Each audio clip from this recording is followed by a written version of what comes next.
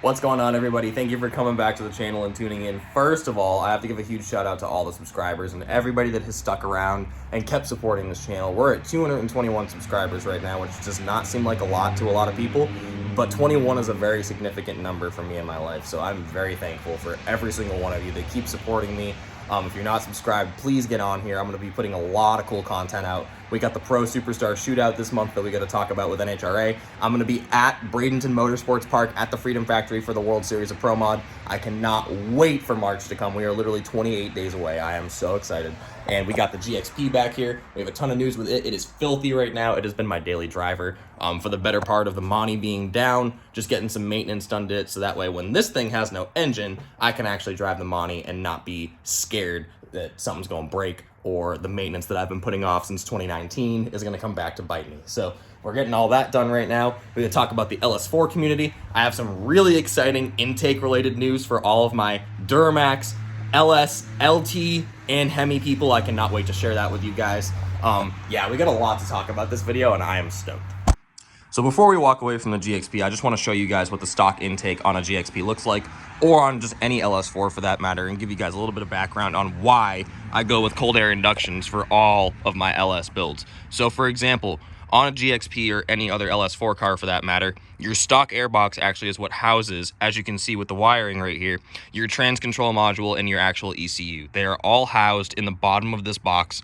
The whole goal there is obviously it's sucking in cold air from outside of the car, either from the fender or the bumper situation that we got going on here, feeding the box, so that way it's actually got airflow going over it, and it keeps the computers at a relatively cool temperature compared to the rest of the engine bay. You actually can get a code, believe it or not, in these cars for computers overheating. I'm sure that's a thing on every other car, but I've just literally never seen a car throw a code for that besides an LS4 car.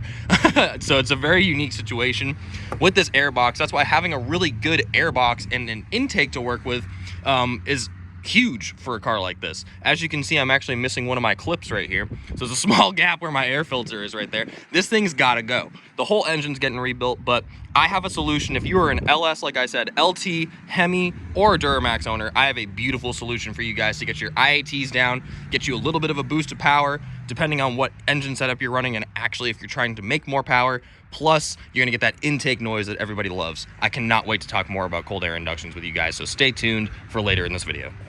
Alrighty guys, now we came out to the shop to kind of compare the LS4 in the SS to the GXP, so you can see the difference obviously with the cold air inductions intake in there. I'm going to make a full video in depth on actually taking this one out of the car and cleaning it, because it does need cleaned. It's been in the car for the better part of 4 years, but that's proof that this product actually works. It has benefited my engine so much with controlling the temperatures, making sure that my computers stay nice and cool, while also at the same time providing nice cold air for my engine. And it gives you that great solid intake noise that we all love with that huge filter as well.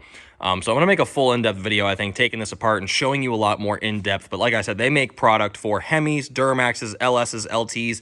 If you guys have anything related to those engines, please let me know. I want to be able to put you in touch with them and get you with the best intake company on the market for those engines. Not only looks-wise, but like I said, performance and efficiency-wise, guys. It benefits your build 10 times over in both ways.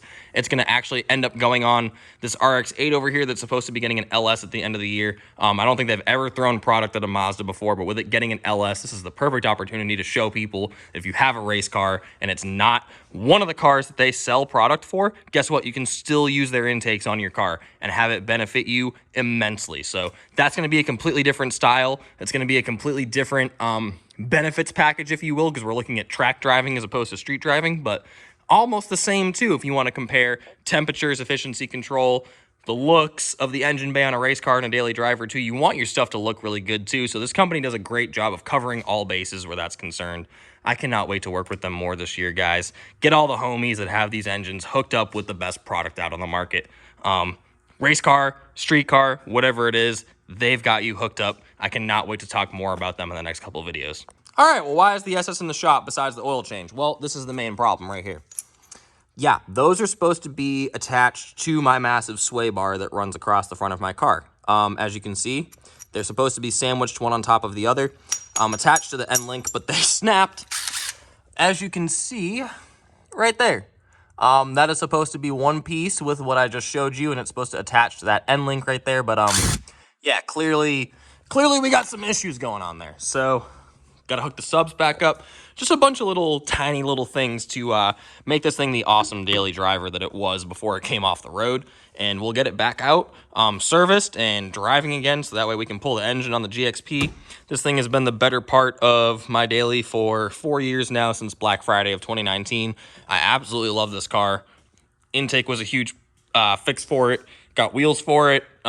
Did the exhaust, subs, just basic daily driver stuff. But this car has been awesome, and I cannot wait till it's back on the road. Alrighty, guys, I was going to talk about LS4 King and the issues going on with that, but I think I'm going to leave that off the YouTube channel, and at least off this video for now. I don't want to associate it with anything positive that I've got going on, honestly. So that'll probably find its home somewhere else, talking about that. But very excited to be able to work closer with Cold Air Inductions for the 2024 year, because we got a lot of projects going where we're going to need their product. So I'm so stoked to be able to showcase to them what we can do with their stuff. Got some updates coming on Ryan's car soon. The SS behind me should be done very, very soon.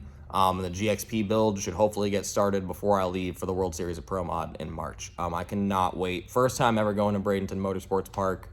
And just that amount of pro mods and the amount of legends and just pro stock people and everybody that are going to be down there. It's going to be one of the coolest days of my entire weekends of my entire life. I cannot freaking wait to take you guys along with me, and I'll see you guys again very, very soon.